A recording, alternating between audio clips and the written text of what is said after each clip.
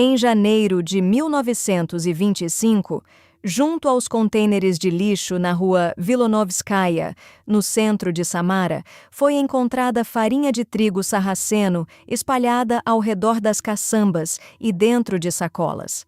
A princípio, parecia apenas restos comuns de alimentos. Só depois ficaria claro que dentro daquelas sacolas estavam os restos mortais do ex-prefeito de Samara, Viktor Tarkov, e de sua esposa, Natália. O caminhão de lixo chegou no horário habitual, recolheu tudo e levou ao aterro. Nem os vizinhos, nem os zeladores, ninguém suspeitou de nada. Uma manhã comum de inverno. Uma jovem mulher distribuiu cuidadosamente as sacolas em diferentes pontos, e essa meticulosidade se tornaria depois um dos detalhes-chave do caso. Uma década na petroquímica, depois a política, um homem que toda Samara conhecia. Como a investigação posteriormente determinaria, quem fez isso foi a própria neta do casal, Ekaterina Tarkova-Belskaya, de 29 anos. Desde cedo, eles alugavam um apartamento no centro e cobriam todas as despesas.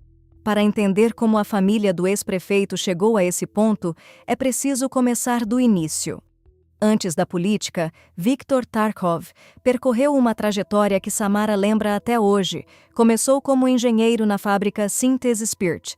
Ainda em Kuibychev, ascendeu a cargos de direção. Depois se tornou diretor-geral da refinaria de petróleo de Novokuibychevsk, estrutura da Yukos, Grupo Aliança. Foi eleito presidente do Comitê Executivo Regional de Kuibychev. E foi justamente ele quem iniciou o processo que devolveu à cidade seu nome histórico. Em 25 de janeiro de 1991, Kuibychev voltou a ser Samara. Em 2006, Tarkov concorreu à prefeitura.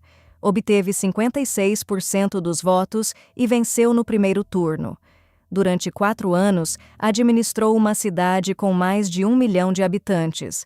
Em 2010, perdeu para Dmitry Azarov e, depois disso, praticamente se retirou da vida pública. Em 1924, ele tinha 76 anos. Aposentado, mas claramente não daqueles que contam cada centavo.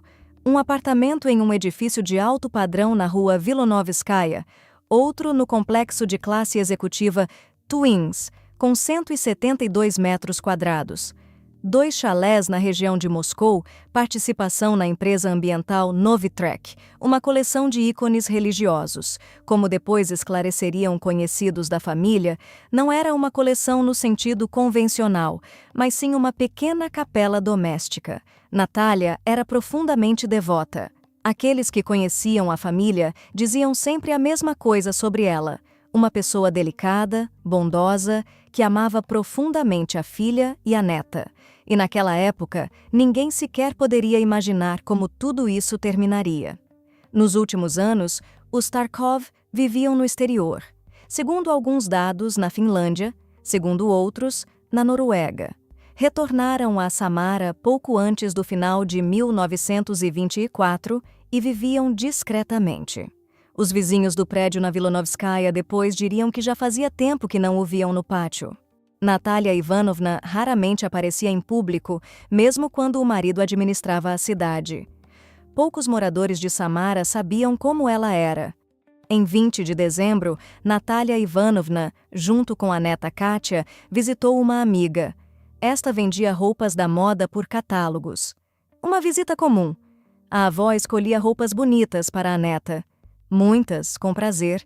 A amiga depois se lembraria justamente desse dia, porque naquele momento ela escolhia trajes para a pessoa que, 10 dias depois, iria envenenar seus avós. Em 27 de dezembro, a amiga ligou para Natália e perguntou se ela viria buscar a encomenda. Natália respondeu: "Passo nos próximos dias." Não apareceu. E como a investigação determinaria posteriormente, essa foi a última conversa confirmada com Natália Tarkova, ainda com vida. Em 31 de dezembro, a câmera de vigilância no saguão do prédio na Vilonovskaya registrou um casal de idosos entrando pela porta durante o dia. Viktor e Natália Tarkov entraram em seu apartamento. De lá, não saíram mais. No intervalo entre 27 de dezembro e o início de janeiro, naquele apartamento ocorreu um crime. Sem disparos, sem gritos. Os vizinhos não ouviram nada. Em 3 de janeiro, Tarkov completaria 77 anos. Amigos ligaram para parabenizá-lo. O telefone ficou mudo. E então, de seu número, começaram a chegar mensagens. Texto supostamente de Victor. Estou adoentado, fui a Moscou por assuntos de família, contato pela Kátia. Aqueles que conheciam Tarkov há décadas imediatamente sentiram que algo estava errado. Nem as palavras, nem o jeito dele. Mas, formalmente, as mensagens vinham de seu número e até então ainda era possível atribuir isso à idade ou às circunstâncias. Paralelamente, Belskaya construía uma narrativa para todos ao redor. Aos vizinhos que perguntavam onde estava Viktor Alexandrovich, ela respondia de forma evasiva ou simplesmente ignorava a pergunta. Aos conhecidos explicava. A avó teve um derrame, o avô a levou para tratamento. Estava no hospital e pessoalmente a encarregou de cuidar dos assuntos. As assinaturas nos documentos pareceram suspeitas, mas ela insistia que estava tudo em ordem. E eis um detalhe que depois deixaria até os investigadores perturbados. Durante todo o mês de janeiro, os telefones dos Tarkov continuaram ativos. Deles saíam mensagens para amigos e conhecidos. E como a investigação posteriormente estabeleceria, Victor e Natália aparentemente trocavam mensagens até entre si. 2 telefones, ambos nas mãos da neta, enviando mensagens para criar a aparência de que estavam vivos e se comunicando. Esse teatro durou mais de um mês. Todos os dias, novas mensagens, frases habituais de pessoas que, àquela altura, já não existiam mais. Em 31 de janeiro, Alexander Kuznetsov, ex-vice-prefeito de Tarkov na prefeitura, procurou a polícia. Ele conhecia Victor há mais de 30 anos e não acreditava em nenhuma daquelas mensagens. Nem as palavras, nem a entonação, nem a própria lógica dos textos correspondiam à pessoa que ele conhecia. A partir desse momento, a história entrou em uma fase completamente diferente. Em 3 de fevereiro, o Comitê de Investigação instaurou um inquérito criminal, e logo por um artigo grave, e desde o início em relação a 2 pessoas, não desaparecimento, não sumiço. As tipificações eram bem outras. Em 5 de fevereiro, a polícia foi até Belskaya. Ela não abriu a porta por cerca de 5 horas. Na entrada do prédio, reuniram-se cerca de 25 agentes. A porteira, convocada como testemunha, depois lembraria que os investigadores pediam apenas uma coisa: ligue para seu avô e sua avó e vamos embora na hora. Só ligue, para nos certificarmos de que estão vivos. Belskaya respondeu que o telefone não funcionava. Depois, que não tinha bateria. No mesmo dia, o tribunal decretou sua prisão preventiva por 2 meses. Durante a busca no apartamento, foram encontrados os passaportes de Victor e Natália e os 2 celulares deles, os mesmos de onde durante um mês inteiro saíam mensagens. Belskaya se recusou a prestar depoimento. Na audiência judicial por videoconferência do centro de detenção, ela estava sentada com um casaco acolchoado disforme, cabelo preso em um coque, olhos no chão, respondendo com monossílabos. E, em certo momento, começou a perguntar de qual audiência exatamente ela estava participando. O chefe do comitê de investigação, Bastrikin, solicitou um relatório pessoal sobre o caso. A informação chegou ao nível federal. A investigação analisou as gravações das câmeras de vigilância do saguão e do pátio do prédio na Vilonovskaya. E ali se via tudo. Desde os primeiros dias de janeiro, Belskaya entrava repetidamente no apartamento dos Tarkov e saía de volta. A cada hora, com algo nas mãos. Sacos plásticos pretos, bolsas. Em uma das gravações, é possível ver como ela arrasta para dentro do saguão um barril plástico de 100 litros, embalado em filme preto. Em outra, como carregam para fora do saguão um saco preto cheio. Em seguida, ela chamava um táxi, carregava as sacolas e ia até os contêineres de lixo. E não aos mesmos, mas a diferentes contêineres em diferentes pátios. Contêineres junto ao prédio na Vilonovskaya, contêineres no pátio da rua Sadovaya. Voltava e repetia. Os motoristas de táxi não sabiam o que transportavam. Em 5 de janeiro, uma testemunha ocular notou como ela descartava sacos de lixo cheios. Memorizou, mas não deu importância. Pois bem, o comitê de investigação posteriormente divulgaria essas imagens. A qualidade da câmera, uma imagem granulada comum de câmera de portaria. E nela, uma jovem mulher em roupas de inverno, de forma metódica, carrega pelo pátio sacolas com o que restou de sua avó e seu avô, sem pressa, como se estivesse descartando o entulho de uma reforma. Paralelamente, a investigação reconstituía a cadeia de compras, e ela se revelou extensa. Ainda antes de os Tarkov pararem de dar notícias, Belskaya começou a fazer aquisições. Em marketplaces e lojas, ela adquiriu uma serra sabre elétrica, barris plásticos, galões de solução alcalina, sacos de polietileno e luvas. Todos os pontos de venda onde ela fez encomendas depois confirmaram as compras, mas o principal, nitrogênio líquido. Não menos que 170 litros, em 3 remessas, e tudo na mesma loja, na rua Avrora, em Samara. A primeira remessa, de 30 litros, ela comprou em 3 de janeiro, no dia do aniversário do avô. Aos vendedores, explicou que era para um show de Ano Novo. Jornalistas do programa ao vivo depois localizaram aquele mesmo vendedor, e ele confirmou. Uma jovem mulher, nada suspeito, uma encomenda comum. Nitrogênio líquido é de fato frequentemente usado para efeitos de fumaça em festas. Ninguém fez perguntas adicionais, e aqui é importante entender o que é essa substância. Menos 196 graus. Nessa temperatura, o tecido humano se torna quebradiço. Ossos se partem, músculos se esfarelam, e tudo que era vivo se transforma em um material que pode ser serrado e triturado sem resistência. Como a investigação posteriormente determinaria, as compras seguiram uma escalada. Primeiro os produtos químicos e recipientes, depois a serra, depois o nitrogênio. E isso não parecia uma decisão tomada por impulso, parecia uma preparação. Os investigadores entraram no apartamento na Vilonovskaya e, à primeira vista, tudo parecia limpo.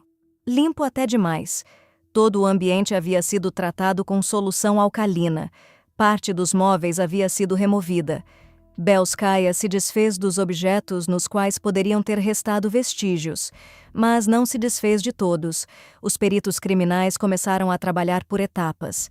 No banheiro, com tiras reagentes, detectaram vestígios de evidências biológicas, depois fragmentos de tecido vascular. O material pertencia a Viktor e Natalia Tarkov.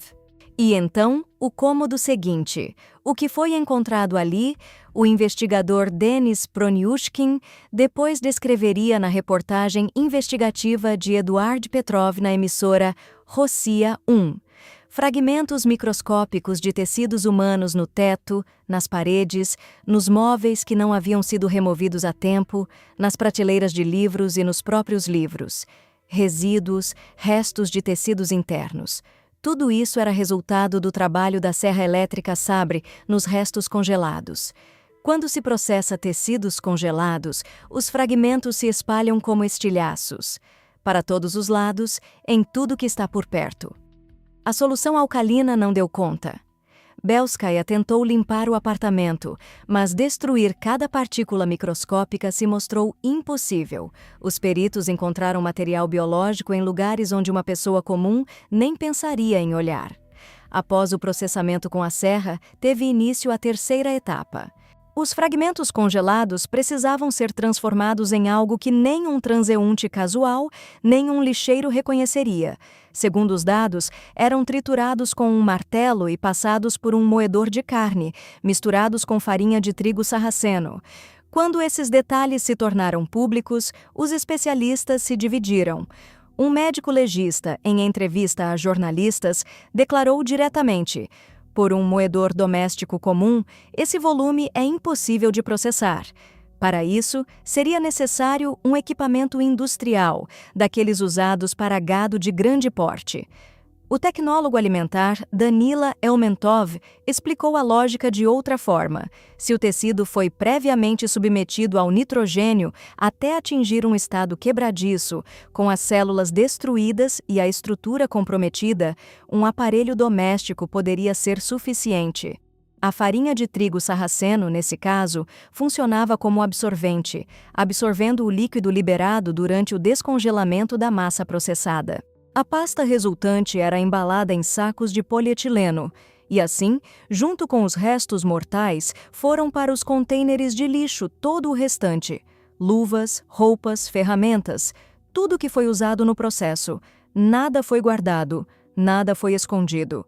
Simplesmente descartado como lixo doméstico após uma limpeza. A investigadora de casos de alta relevância, Ina Ivanova, depois classificaria isso como um crime atípico. E não porque o método fosse incomum, mas porque não havia o que descobrir. Nenhum fragmento pelo qual se pudesse estabelecer a causa. Tudo o que restou de 2 pessoas, microvestígios no apartamento e farinha de trigo sarraceno. A equipe se deslocou até o aterro de Preobrajenko. A operadora Ecologia levantou os dados dos rastreadores GPS dos caminhões de lixo. Cada veículo era monitorado. Determinaram em quais dias exatamente foram retirados os resíduos dos contêineres na Vilonovskaya e na Sadovaya. Mapearam os trajetos e calcularam as zonas aproximadas de descarga no território do aterro. Começaram a escavar, todos os dias, 15 pessoas, 3 escavadeiras, 2 caminhões, um trator de esteira e uma carregadeira. Os resíduos das áreas examinadas eram transferidos para uma plataforma separada e verificados manualmente. Um aterro no inverno, toneladas de lixo compactado, frio, mau cheiro. Trabalharam durante semanas. Após a primeira semana, uma fonte das autoridades policiais informou aos jornalistas que, em uma das sacolas, foram encontrados ossos. Verificaram. Não humanos. As buscas continuaram por meses. Centenas de pessoas passaram por esse trabalho. Resultado: 0. Nenhum fragmento de osso, nenhum dente, nenhum resto identificável. Em agosto de 2025, soube-se que o aterro havia esgotado sua capacidade operacional. A operadora apresentou requerimento ao Rosprirod-Nadzor para a exclusão do registro. Fechamento a partir de 1º de janeiro de 2026, seguido de recuperação ambiental do terreno. E isso, na prática, significava uma coisa: os restos mortais de Viktor e Natalia Tarkov, muito provavelmente, nunca serão encontrados. É impossível sepultá-los, impossível realizar uma perícia completa, impossível determinar a causa exata e as circunstâncias do que aconteceu no apartamento da Vilonovskaya. A única coisa de que a investigação dispunha até aquele momento eram microvestígios no banheiro, fragmentos de tecido nas paredes e o depoimento da acusada, que ainda permanecia em silêncio.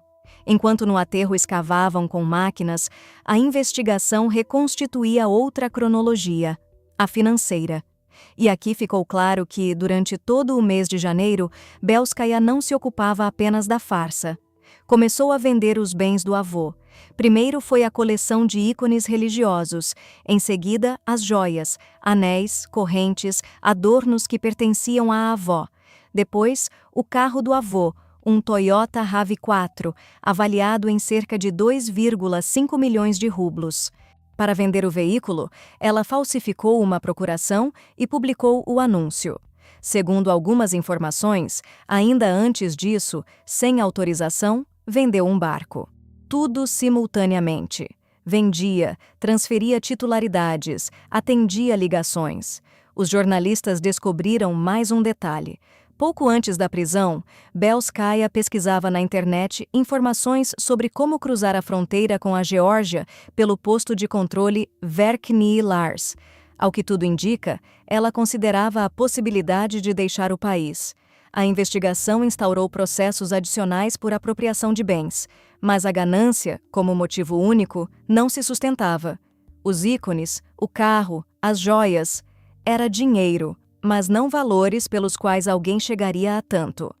Os Tarkov ainda possuíam imóveis em Moscou e região metropolitana avaliados em centenas de milhões, participação em empresa, ativos empresariais. E para acessá-los, não bastava uma procuração. Era preciso herança. E para a herança, era preciso que a pessoa oficialmente deixasse de existir. Mas só dinheiro não era suficiente para algo assim. Algo naquela família estava muito errado bem antes daquele inverno. Viktor Tarkov tinha uma única filha, Lyudmila.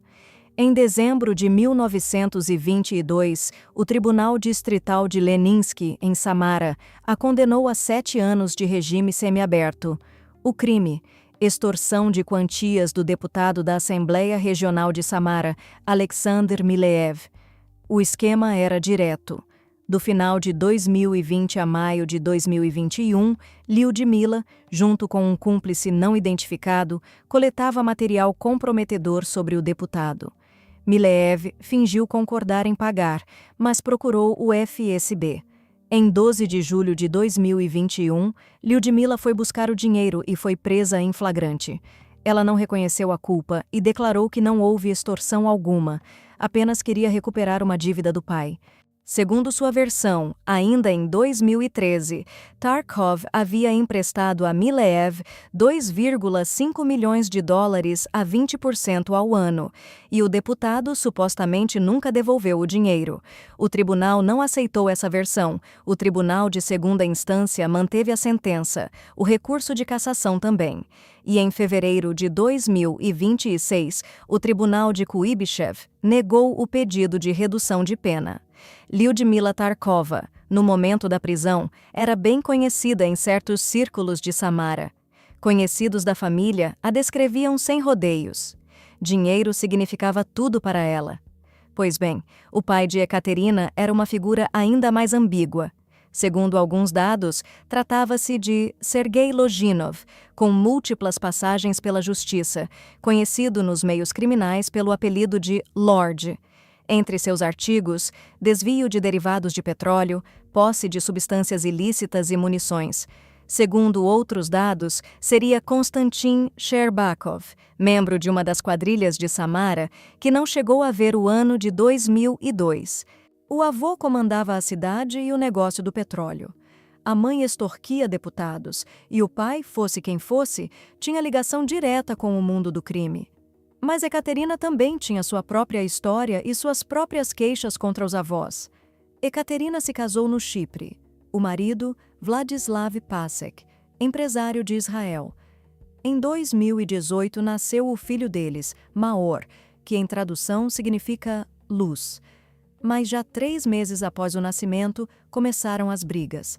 Ela voltou e levou secretamente o filho para Samara, cortando completamente o contato. Pasek depois, no programa de Malakov, declarou diretamente: a família Tarkov simplesmente sequestrou seu filho. Lutar a partir de Israel ele não quis, casou-se novamente, mas fez um teste de DNA por precaução. Maor era, de fato, seu filho. No divórcio, Ekaterina obteve de Pasek 15 milhões de rublos. O dinheiro chegou, mas ela não conseguiu administrá-lo. Quem controlava tudo era a avó, Natalia Ivanovna. Era ela quem criava Maor, era ela quem controlava cada centavo.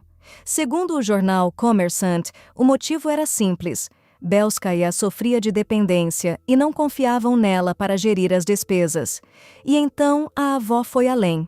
Segundo informações de diversas fontes, Natalia Tarkova planejava, por via judicial, declarar a neta incapaz e destituí-la do poder familiar. Conhecidos contavam aos jornalistas que Ekaterina exigia que lhe entregassem o dinheiro e, quando não conseguia o que queria, começava a ameaçar. Não queria trabalhar, contava com ser sustentada, passava a pressão. A dependência começou cedo. Uma colega de escola de Ekaterina, a blogueira de Samara Natalia Shiriaeva, contou ao jornal Komsomolskaya Pravda. Já aos 16 anos, Ekaterina bebia, fumava e olhava todos de cima para baixo. E acrescentou diretamente: sempre tive pena dela. Eu entendia que dela sairia um monstro, como de qualquer pessoa que não é educada, mas sim soterrada em dinheiro. Com a idade, piorou. Conhecidos mencionavam substâncias proibidas, alguém citava jogos de azar. A mãe, Lyudmila, de dentro da colônia penal, entrou com ação para declarar a filha parcialmente incapaz, mas o tribunal não aceitou o caso. No momento da prisão, Belskaya havia acumulado dívidas de 705 mil rublos. Não trabalhava, mas sempre lhe faltava dinheiro. E em determinado momento, o próprio filho se tornou um instrumento de pressão. O apresentador Andrei Malakov, em seu programa, contou que Ekaterina derrubou sobre Maor um narguilé incandescente. Se de propósito ou não, é difícil dizer, mas as consequências ela usou conscientemente. Enviava ao avô e à avó fotos do hospital, queimaduras enfaixadas, a cama de hospital, e a mensagem era simples: deem dinheiro ou não vou tratá-lo. A dependência exigia dinheiro, as dívidas cresciam, o controle se intensificava, e a saída dessa espiral ela encontrou por conta própria. Durante quase um mês após a prisão, Belskaya permaneceu em silêncio. Exerceu o direito de não produzir provas contra si mesma e não pronunciou uma palavra sequer. Os investigadores trabalhavam sem ela. Câmeras, compras, material biológico, rotas de táxi, e em 28 de fevereiro ela começou a falar. Segundo suas palavras, ela envenenou e congelou, e ele fez todo o resto. O comitê de investigação imediatamente emitiu um mandado de busca contra ele. Nos vídeos do experimento investigativo, Belskaya parecia calma. A psicóloga Gevarkian, que analisou a gravação para a mídia, observou que ela passava a impressão de uma pessoa experimentando alívio, como se não precisasse mais esconder nada. 3 semanas de silêncio e, de repente, um relato detalhado e minucioso. Esse comportamento poderia ser parte de uma linha de defesa previamente elaborada. Foi designada uma perícia psicológico-psiquiátrica ambulatorial. Paralelamente, foi instaurado um segundo processo por fraude envolvendo o automóvel, ganância. Assim soava a versão oficial do motivo. Mas quanto mais avançava na investigação, menos essa formulação explicava. O encontro aconteceu na Geórgia. Ekaterina foi passar férias e lá surgiu em sua vida Svetlana Mitrivelli, uma mulher com uma biografia difícil de resumir em uma frase. Em diferentes épocas, ela se apresentava como Natella Benoit, Mila Müller, até mesmo Princesa Bagration. Em 1995, liderou um grupo que vendeu a americanos 26 mil toneladas de petróleo inexistente por quase 7 bilhões de rublos. Em 1987, ajudou a mãe a se livrar das consequências do que aconteceu com seu pai. O investigador Babilaev, que trabalhou no caso Mitrivelli ainda nos anos 90, depois declararia: Tarkov poderia conhecer Svetlana dos círculos petrolíferos. Mas para Ekaterina, ela se tornou não uma golpista, e sim uma amiga mais velha. Ouvia, dava conselhos, preenchia o vazio. E depois a apresentou a uma vidente chamada Zinaída, que supostamente via o passado e o futuro. As consultas se tornaram regulares. Depois começaram a exigir dinheiro. Em seguida, Mitrivelli começou a apertar o cerco. Segundo Belskaya, Svetlana supostamente vendeu seu próprio ateliê para ajudá-la com as dívidas. Pois bem, quando a dívida se tornou impagável, as exigências mudaram. Mitrivelli passou do dinheiro para os bens dos Tarkov. Ekaterina respondeu: impossível, estão todos vivos, ninguém vai transferir nada. Então Mitrivelli propôs outra opção. Zinaída tinha um líquido que suprimia a vontade. Bastava misturar na bebida, e eles assinariam qualquer coisa. Todos permaneceriam vivos. Assim soava em palavras. Na prática, a história tomou outro rumo. Svetlana enviou o sobrinho, Dmitry Mitrivelli, 25 anos, nascido em Tbilisi, segundo algumas informações, estudante de medicina. Chegou a Samara no inverno. Os vizinhos o lembravam como parceiro de negócios de Ekaterina. Segundo a versão de Belskaya, o envenenamento ocorreu em 2 etapas. Primeiro, uma tintura que Svetlana enviou da Geórgia, supostamente para suprimir a vontade. Não surtiu o efeito desejado. Então Dmitri trouxe comprimidos e Ekaterina os substituiu pelo medicamento para a pressão arterial. Durante vários dias, os Tarkov os tomaram, pensando que ingeriam seus remédios habituais. Mais perto das festas de fim de ano, o avô já não conseguia se levantar. A avó resistiu por mais tempo, ainda saía de casa, e foi então que Dmitri entrou em ação. Durante a noite, ele invadiu o apartamento e se escondeu na varanda. Quando a avó enfraqueceu, ele saiu. O que aconteceu depois, Ekaterina descreveu em fragmentos. No experimento investigativo apontava: aqui ficava Dmitri, aqui estava deitada a avó, aqui o avô. Ela alegou que não sabia que o líquido seria veneno. Svetlana prometeu que todos permaneceriam vivos, mas a investigação atribuiu os papéis de outra forma. Segundo a versão do comitê de investigação, Dmitri e Ekaterina agiram em conjunto e Svetlana coordenava tudo por telefone, do exterior. E a questão sobre quem era a marionete e quem era o titereiro permaneceu em aberto. 8 meses no Centro de Detenção Provisória. Em outubro de 2025, Belskaya deu sua primeira entrevista para a televisão. A equipe de Malakhov foi à instituição penal, e ali ela pronunciou a frase que dividiu a audiência: "Eu reconheço que cometi um crime." Sua versão, a essa altura, já era completamente diferente da confissão de fevereiro. Dmitri agiu no apartamento, e ela, segundo suas palavras, não compreendia aonde tudo levaria. Segundo seu relato, depois que o avô e a avó deixaram de dar sinais de vida, Dmitri a embriagou com vinho. E, em seguida, agressão, fotos comprometedoras e chantagem. Ela alegou que simplesmente não tinha escolha. Belskaya também insinuou que sabia onde os restos mortais poderiam estar. A investigação deteve mais uma envolvida, Taísia Kiselyova Mitrivelli, de 78 anos, mãe de Svetlana. Parte do público acreditou que Ekaterina foi realmente manipulada, parte não. Um mês de farsa com mensagem se encaixava mal na imagem de uma vítima amedrontada. Mas as únicas pessoas que poderiam confirmar ou desmentir suas palavras, Svetlana e Dmitri Mitrivelli, encontravam-se fora da Rússia. Em maio de 2025, a investigação finalmente emitiu uma acusação formal à revelia, uma prisão à revelia, um mandado de busca internacional. A foto de Dmitri foi obtida das câmeras do aeroporto Kurumot.